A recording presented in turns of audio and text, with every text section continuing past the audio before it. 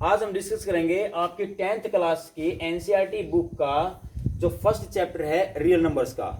Last video में हमने discuss किया था डिफरेंट सेट्स के बारे में। क्योंकि रियल नंबर का जो सेट है, रियल नंबर को जब आप डिफाइन करते हो तो सेट्स से रिलेट होता है ये।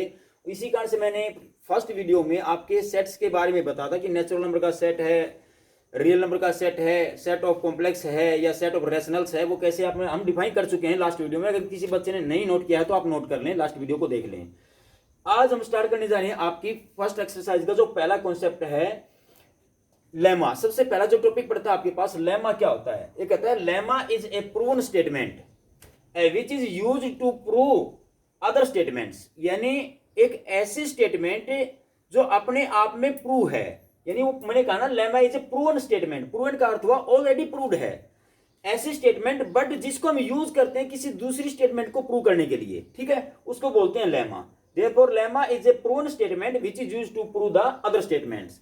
इसी प्रकार से नेक्स्ट आपके पास एक टॉपिक बनता है एल्गोरिथम। क्योंकि ये दोनों पॉइंट यहाँ पे आपके यूज होंगे। इस कारण से मैंने सोचा कि सबसे पहले मैं लेमा और एल्गोरिथम को ही बता दूं, क्योंकि आमतौर पे बच्चा इन दोनों में डिफरेंशिएट नहीं कर पाता कि लेमा और एल्गोरिथम क्या है सर, इन दोनों में क्या डिफरेंस है। तो लेमा तो एक ऐसी प्रूवन स्टेटमेंट है जो अपने आप में प्रूव है, जिसको हम यूज करते हैं अदर स्टेटमेंट को प्रूव करने के लिए। और ये कहता है एल्गोरिथम क्या है। Algorithm is a series of well defined steps which is gives A procedure for solving A type of problem. यानी किसी भी प्रॉब्लम को सॉल्व करने के लिए है हमें जितने भी स्टेप्स बनाते हैं, उन सभी स्टेप्स की सीरीज जो हमारे पास होती है, उस सीरीज को बोलते हैं एल्गोरिथम।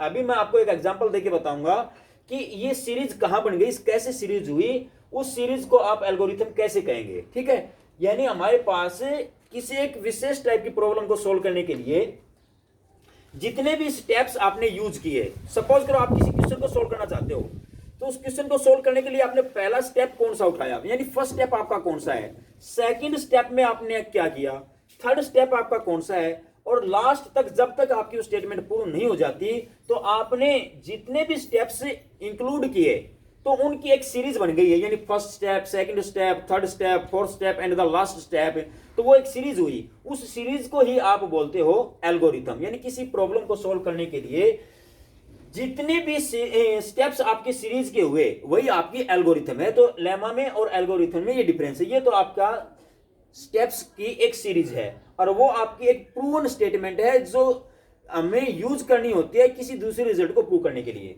इसके बाद आपका जो मेन टॉपिक है इस नंबर का, यानी इस पहले चैप्टर का रियल नंबर से रिलेटेड का, वो आपके पास आएगा यूक्लिड लेमा क्या है। यानी यूक्लिड डिवीजन लेमा भी बोलते हैं इसको, और यूक्लिड डिवीजन एल्गोरिथम भी बोलते हैं इसको। क्यों? क्योंकि देखो मैंने अब दोनों बातें कही हैं भाई। ऊपर मैंने आपको बताया कि लेमा जो डेफिनेशन दी, नेक्स्ट एल्गोरिथम क्या है वो भी मैंने डिफाइन किया, आपको बताया। अब यहां पे मैंने दोनों वर्ड यूज कर दिए कि यूक्लिड से डिवीजन लेमा और यूक्लिड से डिवीजन एल्गोरिथम। लेमा का अर्थ हुआ इसको किसी दूसरी स्टेटमेंट में प्रूव करने के लिए यूज करें, वो लेमा क्या हो जाएगा। और आपके पास यूक्लिड डिवीजन एल्गोरिथम क्या होगी कि इसमें खुद अपने आप इसको सोल्व करने के लिए एक सीरीज की हमें आवश्यकता है, स्टेप्स ऑफ सीरीज की।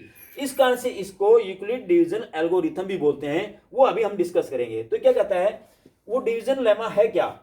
For given integers a and b, अगर हमारे पास कोई दो इंटीजर्स ए और बी हों जो पॉजिटिव हों, देन देयर एग्जिस्ट, ये जो सिंबल मैंने उल्टा ई लिख दिया, ये देयर एग्जिस्ट का सिंबल है। There exist a unique integer, यानी देयर एग्जिस्ट यूनिक इंटीजर्स। ये नहीं, सॉरी, क्योंकि एक बोलूंगा तो एक होगा, यहां पे तो मैंने दो लिए हैं, तो यहां पे कहेंगे there exist unique integers q and r satisfying the relation a equal to B Q plus r. यानी हमारे पास अगर कोई दो पॉजिटिव इंटीजर ए और बी लेके चले तो उन ए और बी दो पॉजिटिव इंटीजर्स के लिए हमारे पास दो इंटीजर जरूर एग्जिस्ट करेंगे क्यू और आर, जो इस रिलेशन को सेटिस्फाई करेंगे। किसको? कि A equal to B Q plus R हो जाएगा। अब आप देख रहे हैं कि ए क्या है। ए मीन्स दो इंटीजर पॉजिटिव आपने कंसीडर किए, इनमें से पहला नंबर है, यानी ये पहला नंबर ए आपका लिखा जा सकता है कैसे।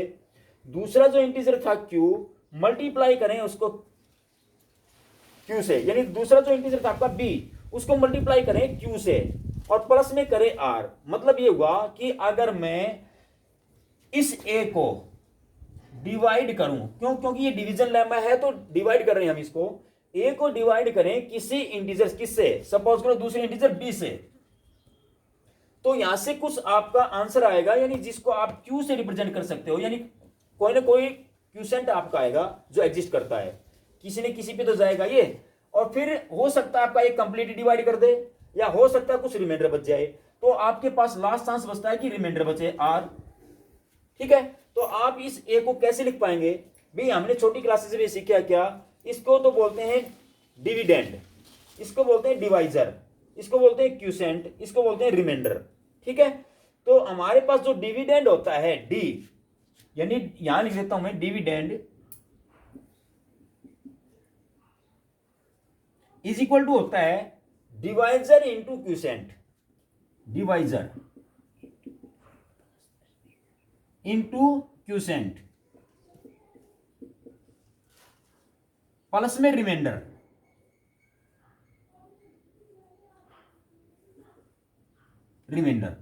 यानी अगर मैं इस डिविडेंड की वैल्यू देखूं तो क्या आएगी, डिवाइजर को मल्टीप्लाई करो क्यूसेंट से, आंसर से, और आपके पास जो रिमाइंडर है उसको ऐड कर दो तो आपके पास वापस ए आ जाएगा।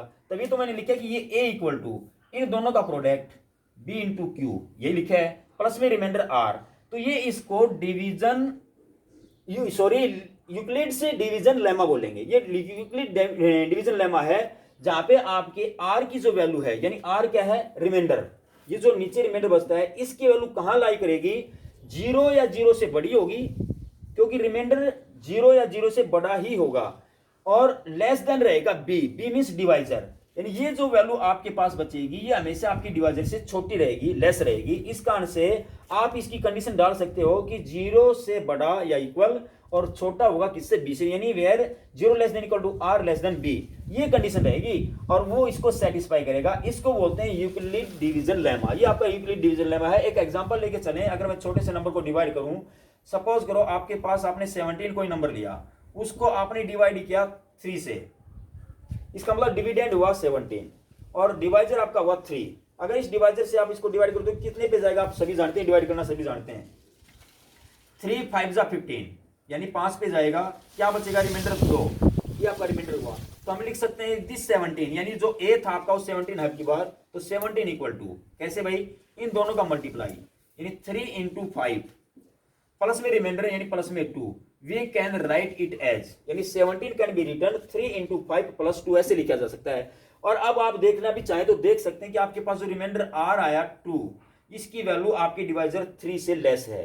तो इसी कारण से मैंने कहा ये कम से कम कितना हो सकता है, कम से कम आपका 0 हो सकता है, या फिर इस आर का मान 0 से बड़ा होगा या 0 के बराबर होगा, या फिर लेस देन आपका बी रहेगा यानी डिवाइजर रहेगा। तो इसका मतलब ये हुआ कि आर की कंडीशंस जो यहां पे मैंने राइट डाउन की है, lies from where to where, यानी फ्रॉम 0 टू बी, ये आपकी इसको देखते हुए ही बनाई गई है। तो इसको बोलते हैं यूक्लिड डिवीजन लेमा। ठीक है, ये अब हम स्टार्ट करते हैं बेटा आपकी फर्स्ट एक्सरसाइज, चैप्टर 1 की फर्स्ट एक्सरसाइज यानी exercise 1.1। First question is use Euclid's division algorithm to find the HCF of these numbers, means 135 225 in the first case, and the second case 196 and 38,220।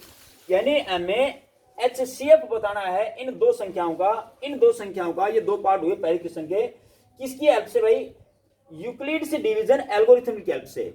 अब ये कहता है HCF क्या है, HCF आप छोटी क्लासेस में सीख के आए हैं, द हाईएस्ट कॉमन फैक्टर, उन दोनों में बड़ी से बड़ी संख्या जो कॉमन होगी वो आपका HCF कहलाएगा। वो कैसे फाइंड आउट करेंगे, और यहां भी आपको ये बताएंगे हमें कि यूक्लिड्स डिवीजन एल्गोरिथम कैसे बन गई है, क्योंकि स्टेप्स ऑफ सीरीज, आपके पास जो सीरीज आपने स्टेप्स की ली थी, क्योंकि डेफिनेशन जो आपने एल्गोरिथम की दी उसमें यही था कि आपके पास ये क्या है, वेल डिफाइंड स्टेप्स की सीरीज है, उसको एल्गोरिथम बोलते हैं। तो यहाँ पे वो स्टेप्स ऑफ सीरीज में अभी काउंट करके दिखाऊंगा कि कैसे बने तो स्टेप्स और एल्गोरिथम कैसे हुआ।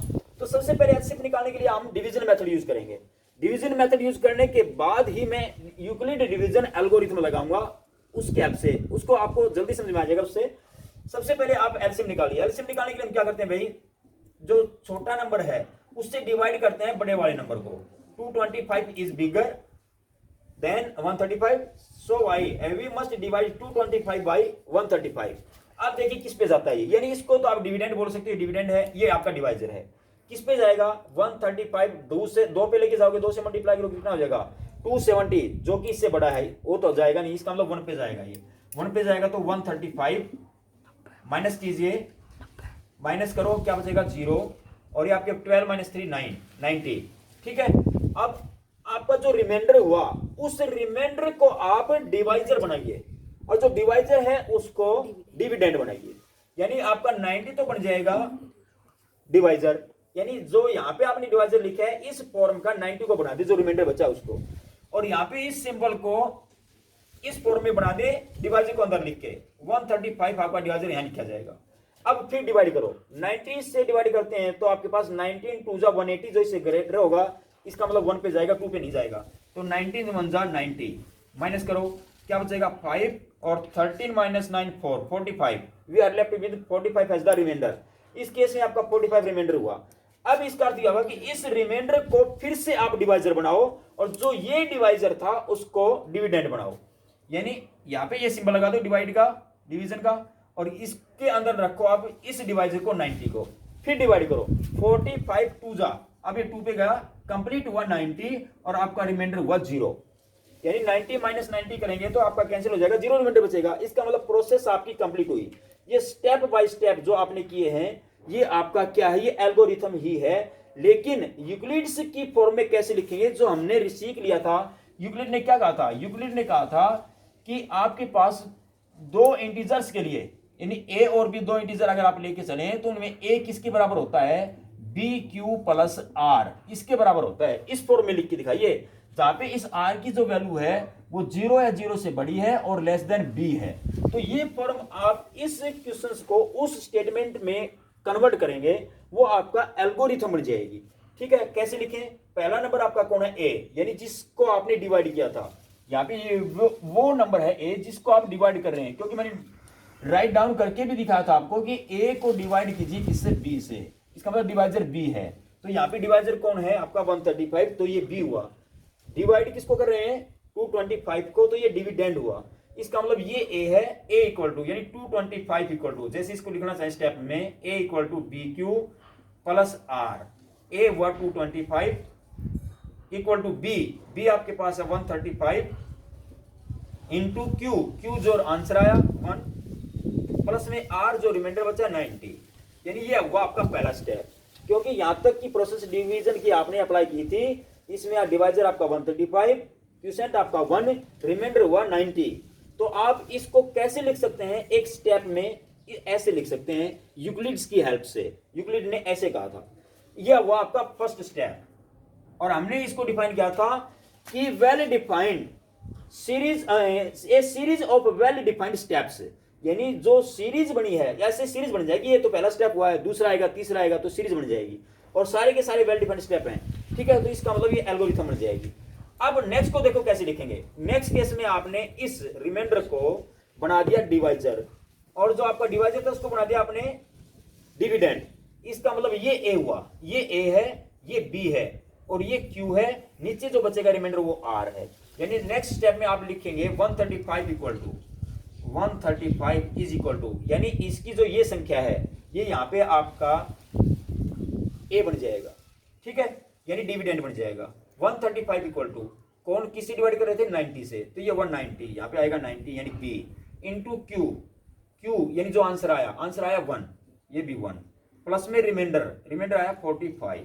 ये आपका हुआ दूसरा स्टेप। यानी इस डिवीजन के लिए आप दूसरा, ये पहले डिवीजन के लिए पहला स्टेप, दूसरे डिवीजन के लिए दूसरा स्टेप, अब तीसरी डिवीजन की टर्न है, क्योंकि 3 स्टेप पे कंप्लीट हुआ है, तो आप उसको भी अप्लाई करें। अब इस केस में देखिए आपका डिविडेंड यानी ए कौन है?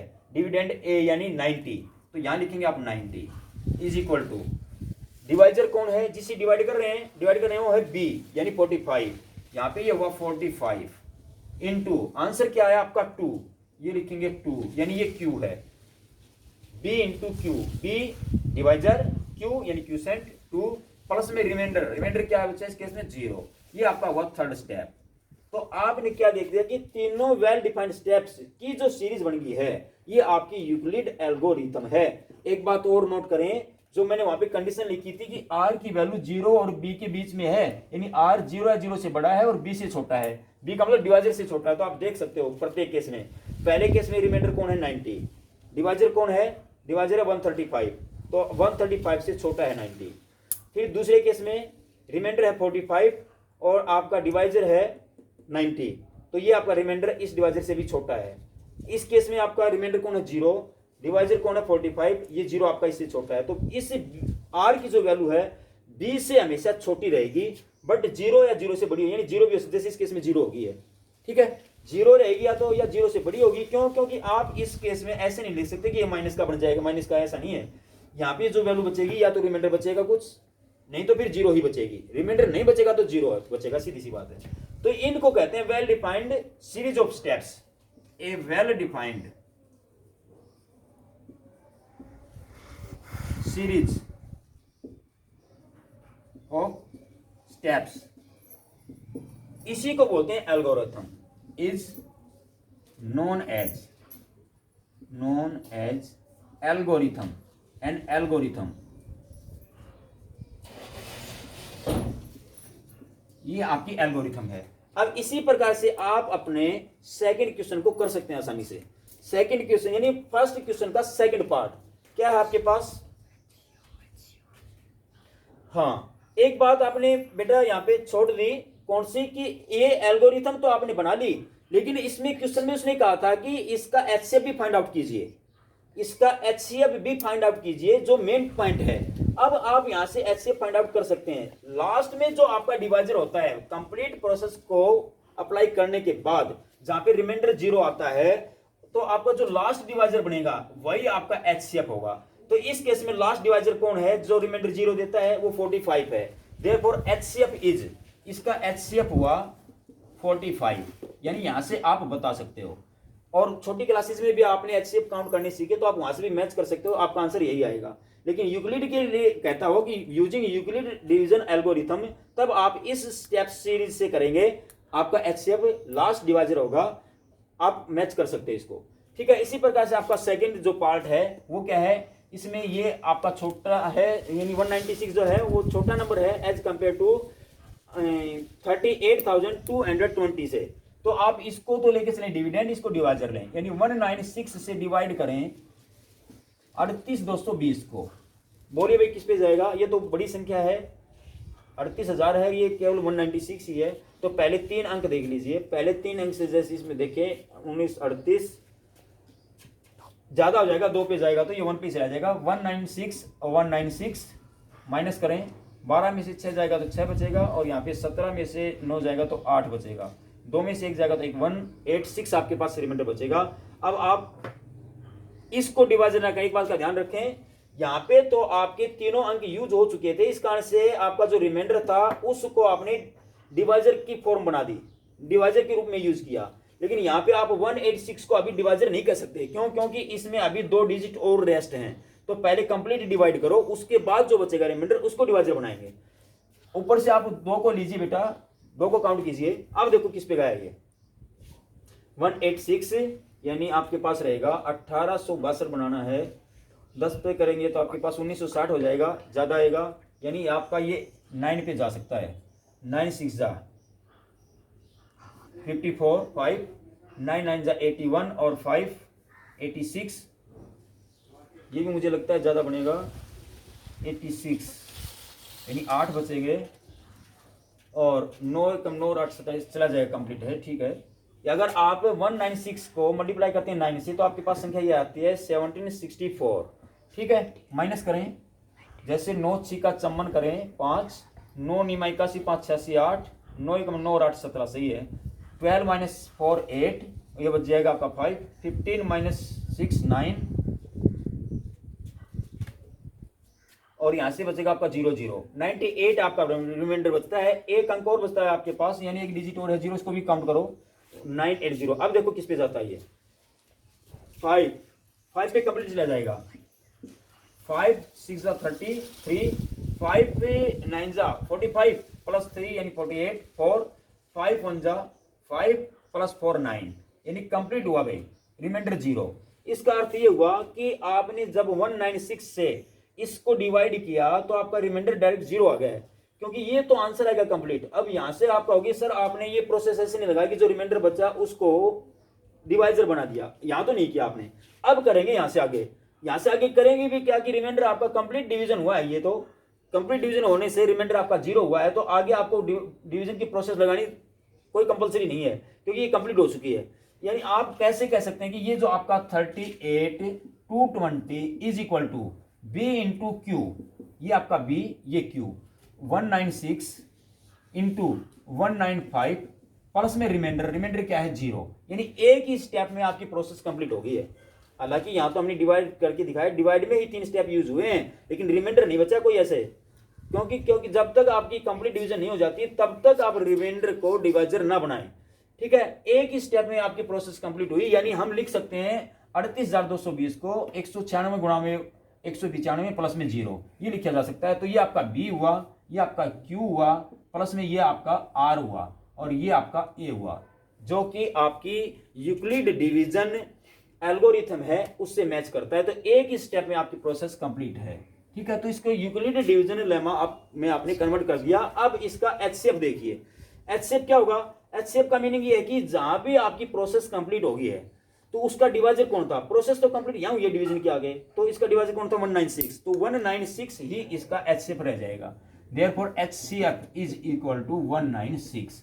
तो आप इस प्रकार से काउंट कर सकते हैं कि किन्हीं भी दो नंबरों का एचसीएफ आप बता सकते हैं आसानी से यूजिंग यूक्लिड्स डिवीजन एल्गोरिथम।